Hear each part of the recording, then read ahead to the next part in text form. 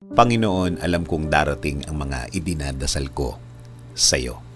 Panginoon, salamat sa lahat ng mga blessings mo na ibinibigay sa amin. Salamat sa patuloy mong pagbibigay ng pag-aalaga sa amin. Ang araw-araw na kasama ka ay ang araw-araw na alam namin na we will be provided, Lord.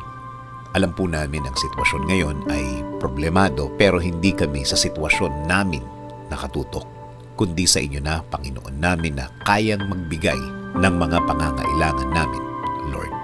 Ikaw na laging tumutulong sa amin, Lord.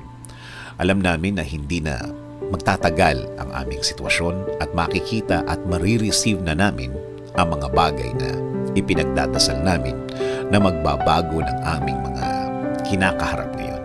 At alam namin, hindi na magtatagal yon, Panginoon. Hindi rin kami padadaya sa aming nakikita.